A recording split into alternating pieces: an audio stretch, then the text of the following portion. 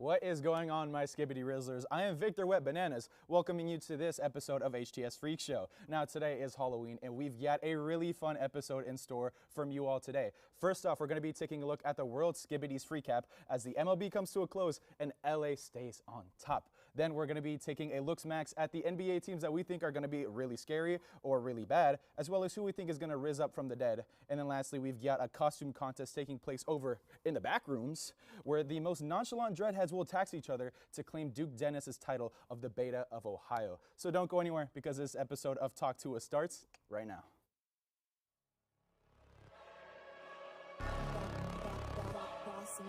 Things gon' change when I really hit the field. Undefeated champs, man, you know what's the deal.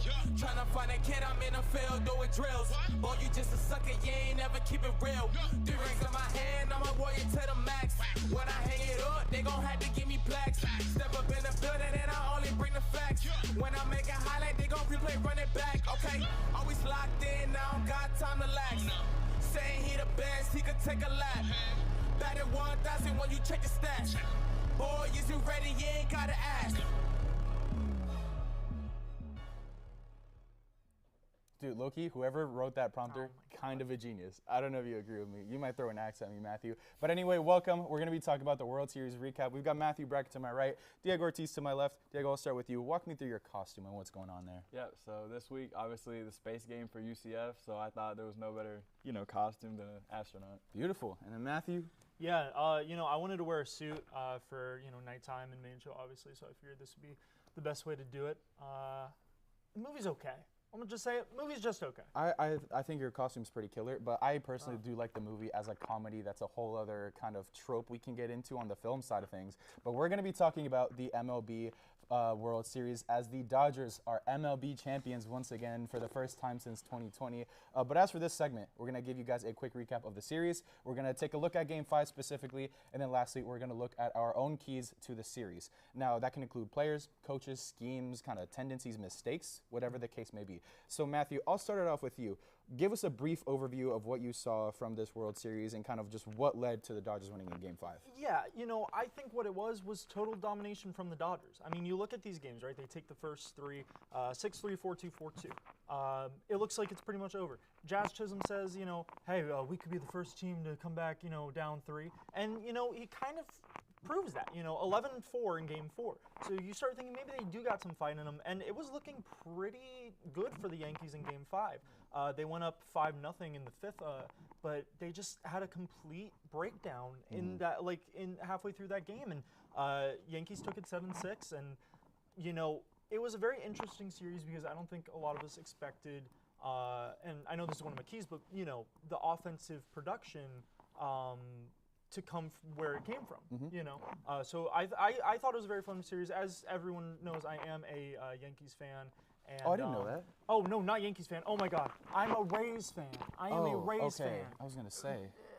Because I sent Edgar this reel that would not be appropriate to bring up now, but yeah, about the Yankees. No, I am a Rays fan. Yeah. I continue. I can't believe I said that. It's okay. That happens. But anyway, if we could throw up the graphic real quick, we can talk a little bit more about how this series kind of panned down. We've got a 6-3 victory for the Dodgers in Game 1, 4-2 victory for the Dodgers in Game 2. Same thing in Game 3. In Game 4, however, the Yankees turned the tide with an 11-4 victory in the Bronx. But last night, we stayed up till, I believe, midnight watching the game, or at least like I did the last couple minutes, where the Dodgers took home the 7-6 victory. Now, Diego, I want to talk about Game 5 real quick because it was a real nail-biter. This really went down to the last couple innings. Like, we were looking at the 8th inning, the bottom of the 8th, like, we were on the edge of our seats. We didn't know how this was going to pan out. The Yankees started off with an early lead. Dodgers came back. But what did you see specifically out of this game that stood out to you? Yeah, I think this game was just really decided in the 5th inning. I mean, the play where Judge drops the pop fly out, Garrett Cole doesn't run to first base. I mean, it felt like, to me, it was kind of just summed up really what the Yankees were this whole series, and they kind of beat themselves. They, even going back to Game 1, when they brought in Nestor Cortez, and then he led up the, Freddie Freeman grand slam, to just now with all these errors in the 5th inning and them just completely collapsing after what was a hot start, looked like the best they've been this postseason in that start of Game 5. And I don't know, just to me, it kind of just summed up really what the Yankees were and kind of have been the last few years, really, just really disappointing. Yeah. For sure. And before we continue, I want to make sure the people in in production know that we need to play out this highlight because the Rizzler does make an appearance at one point. Really? But that's besides the point. Anyway, Matthew, just a quick kind of side question. What did you see out of Game 4 that gave the Yankees that, not even victory, but just huge victory over the Dodgers? They had a lot of offensive production. Like I said, the game was like 11-4. I thought Yankee pitching just kind of fell flat in that game, and I thought that the Dodgers were able to capitalize on a lot of mistakes that they made. It was kind of uncharacteristic from the rest of the series, from what we saw up to that point, but it was clearly something they couldn't capitalize on for the rest of the series. Like Jazz Chisholm said, they were not the first team to come back down 3. Yeah, that's true.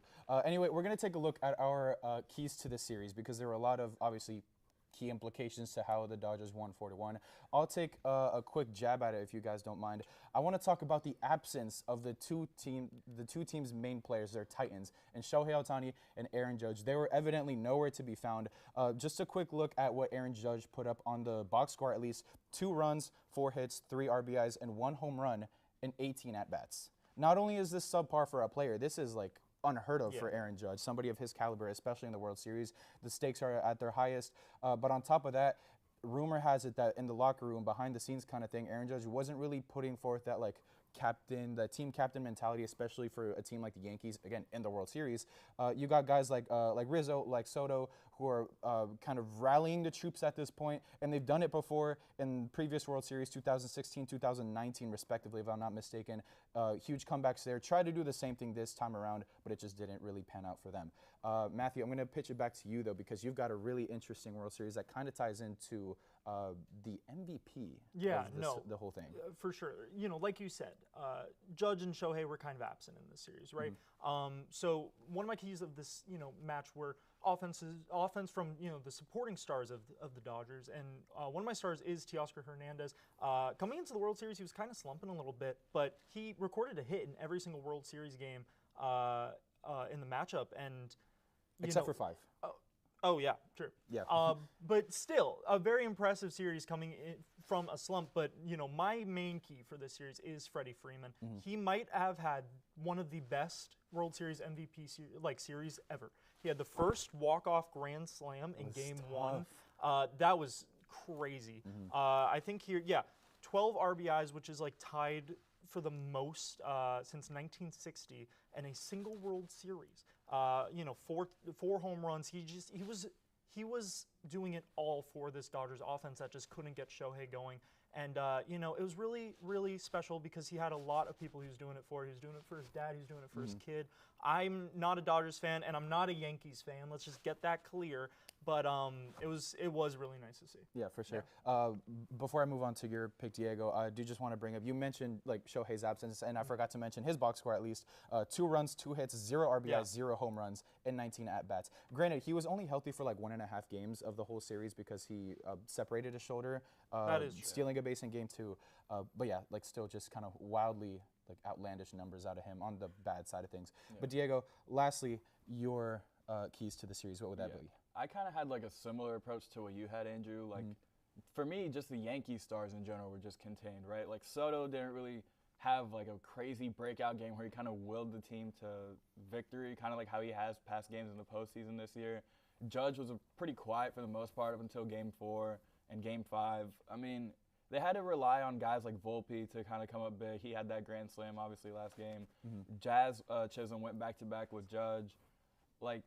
To me, it just – and then, obviously, Garrett Cole had the absolute disaster in the 5th inning. It's literally all of the Yankees' best players were just kind of not non-existent, but they just had their moments where it was just kind of dang, we needed you guys to kind of, we needed you guys to kind of pick us up. Yeah, and they just weren't there. They didn't show up really when they needed them to, and I think that was just the main issue, really. Yeah, and you talked about that 5th inning. I mean, just a complete meltdown. Yeah. And honestly – I feel like if that doesn't happen, they do win that game, obviously. And then, who knows what could happen the rest of the series. But Dodgers just capitalized on way too many mistakes by the Yankees. I mean, their fans, these Yankee fans, were playing better defense than some of these outfielders. You're not wrong. You are That really was not wrong. crazy. That was a crazy clip.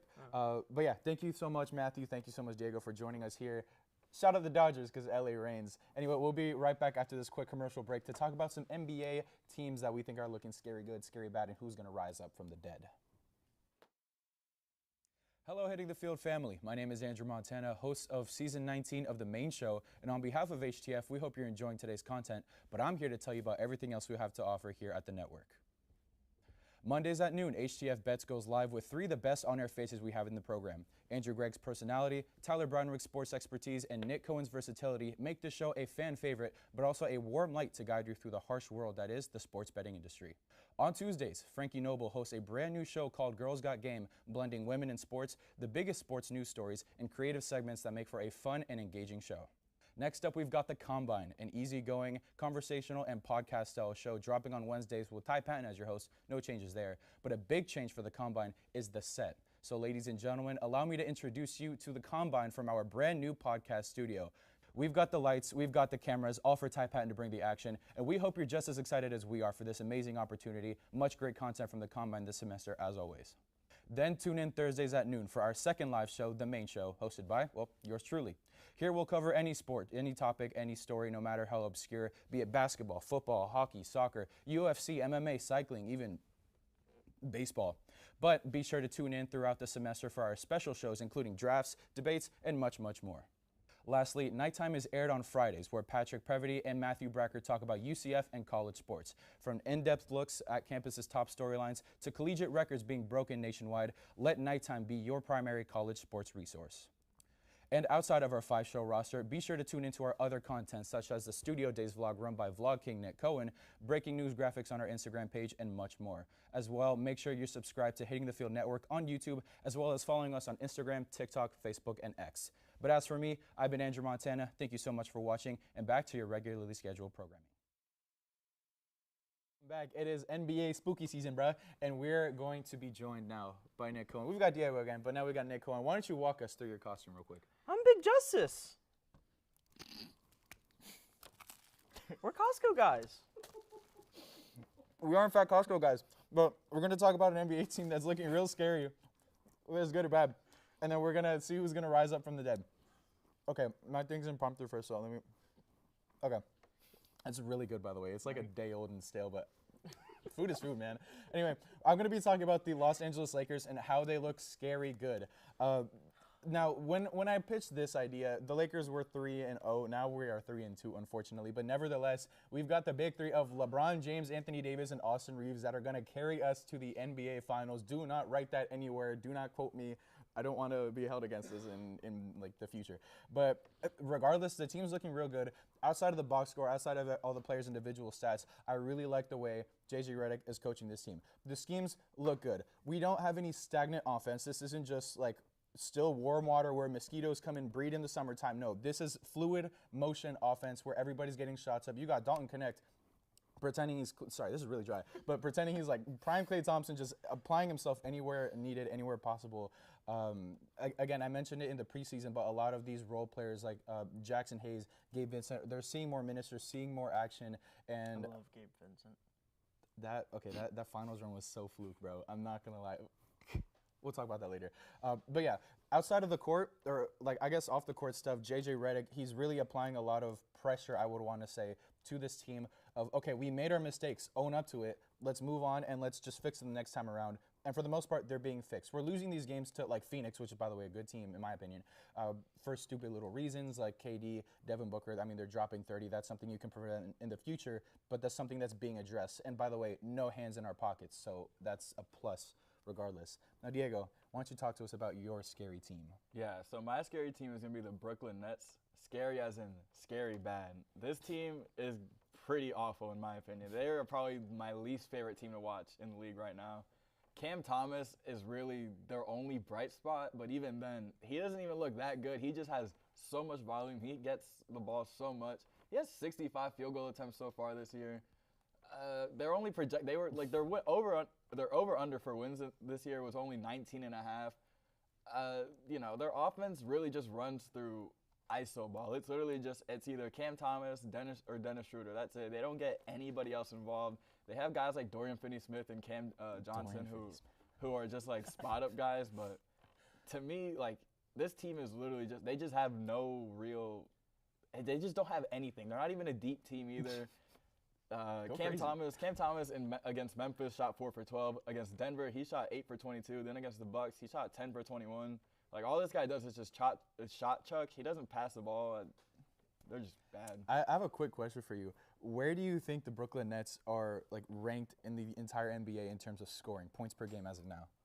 They're probably pretty high because right now they're not playing as bad as I'm like making it out to be. Mm-hmm. I don't really know. I don't know. They're fifth. But yeah, they're fifth. They're fifth. Okay, 118 points per game, which Yeah. is wild for a team like Brooklyn. Well, all they do is just shoot threes. I would hope so. Yeah, I also want to shout out Dennis Schroeder because he's like really performing Yeah. outside of his contract and what we're expecting him to do, and especially wearing a Brooklyn Nets uniform. I mean, you kind of go there to die at this point unless for it's real. 2021. He's looking like his self playing in the German uniform at this point. But now, Nick, Yes. why don't you talk to me about your scary bad team, because this team is looking like real bad. Right? Real and bad. I'm so here for it, okay? The Bucks are scary bad, okay? And not only are the Bucks scary bad, but so is Giannis Antetokounmpo, okay?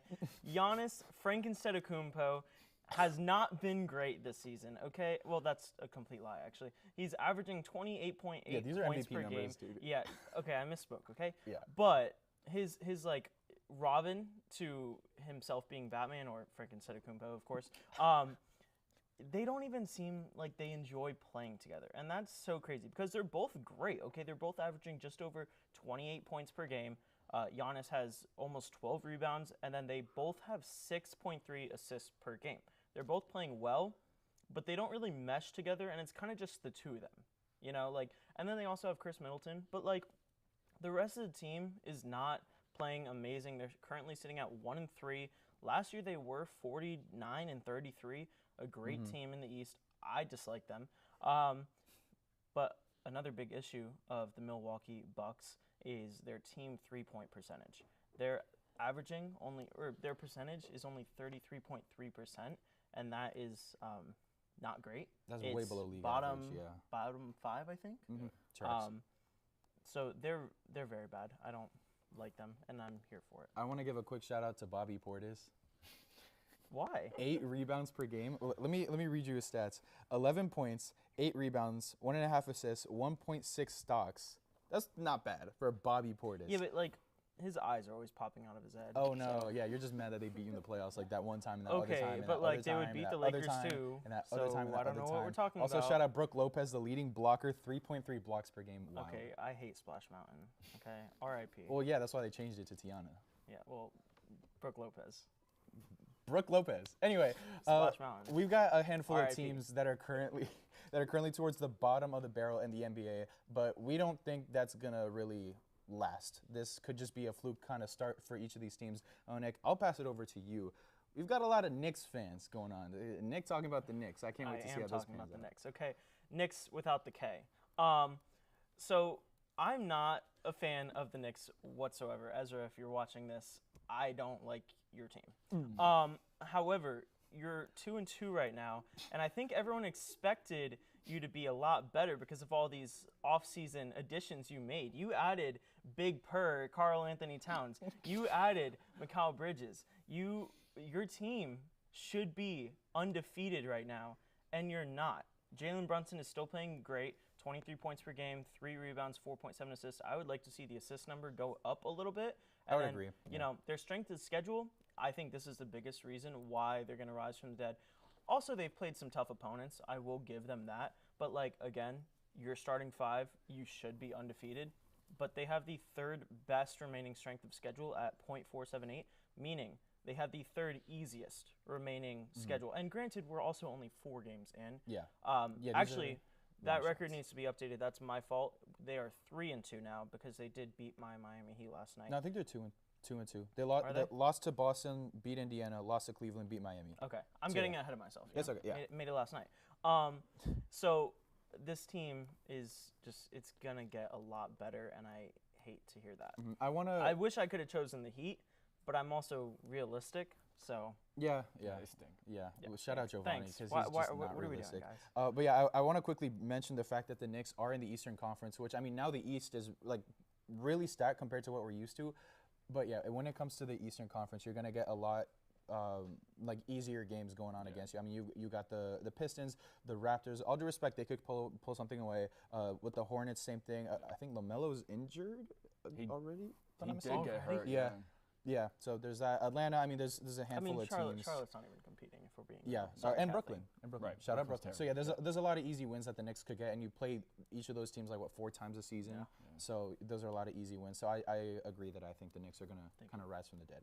Diego, this team is kind of interesting in my opinion. Yeah. And I completely agree. Yeah, You I think do. Yeah. I just want to hear your take Yeah. on it. Go for So it. my team is the Houston Rockets. I think the Houston Rockets this year, they're going to take a shot up. I think, Jalen Green, he's averaging almost 30 points per game right now.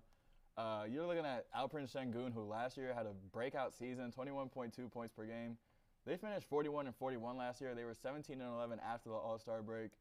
To me, I just feel like this team is kind of slowly starting to find themselves. They kind of were last year. And then, when you look at other guys like Cam Whitmore, Tari Eason, Jabari Smith, Dylan Brooks is still on that team, as well as Fred VanVleet. Steven Oh, Adams is Reed back. Shepard. Yeah, Reed Shepard, who they just got in the draft. He doesn't even play that much. If he starts to find himself, like, this team could be – we're kind of looking at a similar team like the Thunder where they could be very deep. Ooh, okay, I don't know. It's because they're about all very that. young. I understand. They're young. Yeah, but they're young. They got a lot of defense. They got shooters. They do have like, good defense. To me, I don't know. I think to me, like, if the Rockets really find themselves this season, they hit a stride, like, I don't know there are many teams that are going to stop Yeah, them. I think what I like about the Rockets, granted, I don't like the Rockets, but what I do like about the Rockets is the fact that they're young, they're athletic, and they want to run. They want to run because you get a ball and fast break. Jalen Green's already halfway down the court, looking to get himself a dunk. Yeah. Same thing. I mean, you mentioned it, Tari Eason, even Dylan Brooks. He's got like kind of unforeseen hops, but yeah, it's and a really their head young coach is like good. He's a good head He is. coach. He is. He knows what he's doing. So I think that's a valid reason. Yeah. For sure. He's got that kind of tenure in Boston before the little oopsie daisy. Yeah. But yeah, I think outside of that, the reason I'm kind of iffy on it is, again, the team is really young. I see where you're comparing Houston to OKC, but the Thunder have Shea. Shout out guess. Shea. The Thunder have Shea Gilgeous-Alexander. He's an MVP candidate pretty much the last couple years. I don't know if the Rockets are there yet. But I like the take. Yeah. Lastly, I want to talk about the Sacramento Kings, who are currently off to a very rough start. Their main offseason acquisition was Pookie DeMar DeRozan, who I freaking adore. And my main concern for the Kings this season, or at least going into the season, was a change of pace. Because Sacramento, you got De'Aaron Fox, who's already like the fastest player in the NBA. Maybe outside of Russ, but then again, Russ is getting kind of old, so maybe now it's De'Aaron taking that crown. Sacramento adding DeMar DeRozan could low-key slow down the team a little bit. He kind of tries to get into a spot, plays his own brand of basketball, etc. But the team has been looking good with regards to what kind of I was expecting to see out of the team on a day-by-day basis. As of right now, the Kings are currently 2-2, fourth in the Pacific Division. Domantas Sabonis averaging a double-double, near triple-double. Well, actually, no, he's got like 5.5 assists. DeMar DeRozan somehow leads the team in steals after De'Aaron Fox was either first or second last season alongside Shea Gilgeous-Alexander. But yeah, this team has a lot of guys just sticking to their roles because at this point, we've got De'Aaron Fox as the third highest scorer at 21.5 on the team. Last season, he was putting up 28. He was in like the top 10, top 8 scoring conversation. That's pretty good, right? Yeah, right. He was one of the better scorers in the NBA. Now he's just down to 21 points. But I don't think that's a big issue. Personally, I think the Kings will get back into it. I don't think they're going to be, atop the West. I think, again, there's a lot of great playoff teams in the Western Conference, and they might be in the battle for that play-in I think tournament. that's a very valid pick, though. Do you? Yeah. Yeah. I like them as a team. Okay, yeah. How do you like them, though, and not the Rockets? Yeah, for real. do we De'Aaron got Fox, here? more experience. Domantas Sabonis, one of the best So you like the players? Yeah. Okay, good. Yeah. I That's prefer the valid, play. though. I And like DeMar the DeRozan. players. Yeah, DeMar DeRozan. I like De'Aaron DeMar Fox, DeRozan. I like But anyway, Fox. we've got to wrap this up before I get peeled. We're going to be right back after this commercial break for a costume contest to crown somebody the Beta of Ohio. We will be right back. So I guess with that in mind, I mentioned it previously, but I'm saying that Jacksonville is going to make the playoffs. One of the most wealthy quarterbacks in the NFL, and that basically means you're in a, okay, let's win now alongside Trevor Lawrence. But I think it could make it to the playoffs.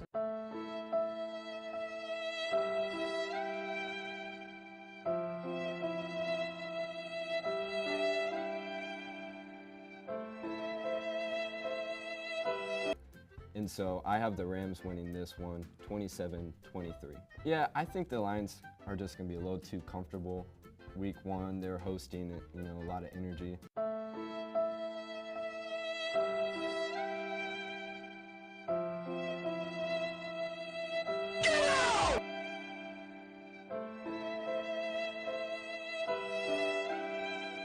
Why do you think the Sun will outperform Tyler's Lynx? So I believe, you know, you got the home field advantage, you're feeling good, and I think they're really an evened out like match.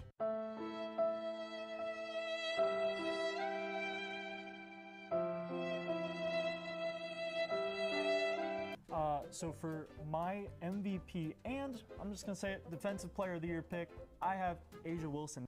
You know, and I think she's gonna come away with the MVP, potentially Defensive Player of the Year too. Okay, I was gonna say, is your selection for MVP or Depoy or MVP and Depoy? Both. Both. I'm saying both.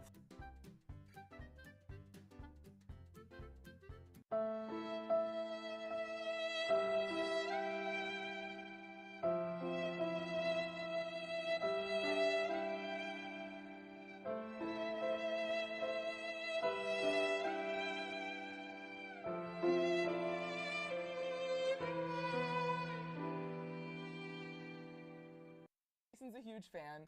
We're all huge fans. Their mascot's name is Ellie the Elephant. Mason, do you want to tell us a little bit about Ellie? Basically, her birthday is May 14th, 2021, so she's only 3 years old, but like the fact that she's out here doing all this for the team at 3 years old, don't ask me about labor laws, it doesn't work like that, but she's like killing it, and her energy, and I think the fans just like really feed into it. I love it. And then Michaela, who's the biggest Dancing with the Stars fan. I I know.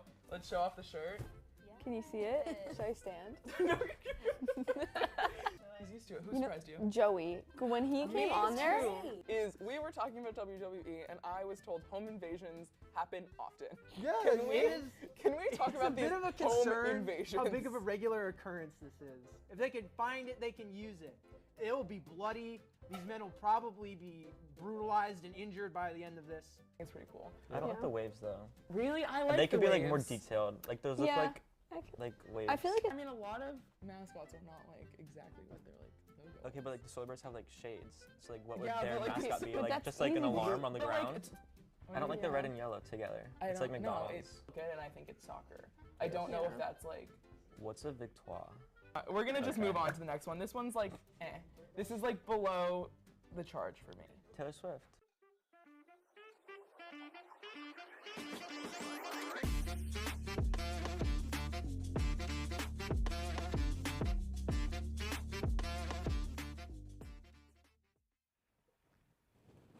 Hey. I don't know which mic I'm supposed to talk to, so I'll just do both. Anyway, this is our costume contest for the 2024 Halloween special.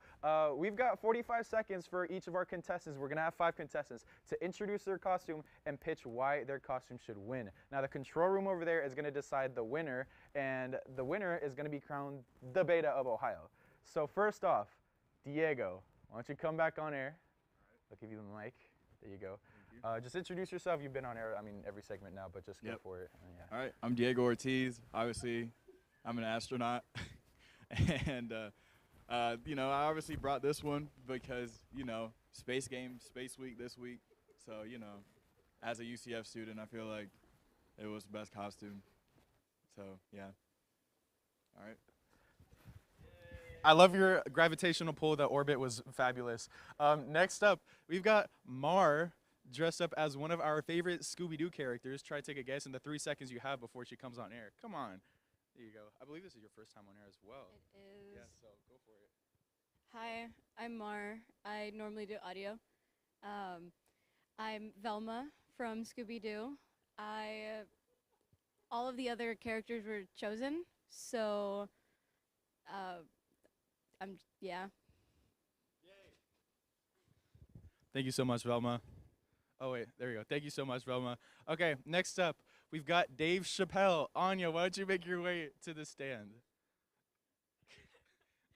Okay, I'm not Dave Chappelle. My name is Chaperone. I'm your favorite artist, and I think I should win this costume contest because, well, if I'm the Beta of Ohio, the Midwest Princess should win it, right? Tell me how she low-key cooked that one. She's kind of got a point. Am I too tall for this? I don't even know. Next up, we've got Big AJ and Big Justice. Bring the boom. That's what. Okay. Go for it. Have fun. I'm Big AJ. No, you're not. I'm Big Justice. And I'm Big AJ. And we're bringing the boom. We're bringing Patrick Bateman on to try a double chunk chocolate cookie. And a chicken bake. How many booms? How many booms does that get? 5 big booms. Boom! Boom! Boom! Boom! Boom!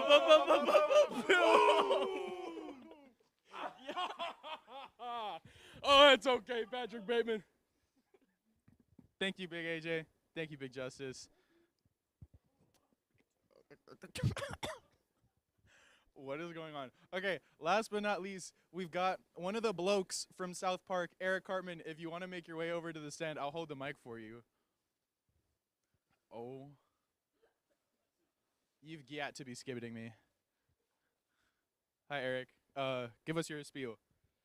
My name's Eric Cartman, and I think that I could win because I mean, the coolest one here. I mean, you can really see it. I mean, the biggest is the better. And I am the biggest, so that means, Andrew, that I am the bestest. Thank you so much. Thank you, Eric. Thank you, Andrew. Okay, you can make your way off. All right. Anybody with a headset in the control room, yeah, go ahead and follow Eric, because I'm not even part of the show anymore. Wait, no. Okay, come back to me, because the green screen ended over there. Okay, if we have word from the control room, we might have our victor crowned, the Beta of Ohio. We've got a little bit of a pause. Anya! Yay! Speech. Wow, I definitely wasn't expecting this. I'm very happy. I'm glad you guys think that my costume's really nice. But yes, Stream Chapel Roan, she's amazing. That's all. Shout out to the Beta of Ohio. Yeah, let's get everybody on the set real quick. Yeah, you guys are not betas, though. I'm the only beta. I'm a Sigma. You're a Ligma. Yeah. I'm a Sigma. How about that? I give that 5 big booms. Boom, boom, boom, boom, boom. Anyway, that is all the time we have for today. Everybody make sure you have a happy and safe Halloween. Tune in next week for another episode of HTF's Main Show. Until next time, good night. Go Knights and charge on. Boom!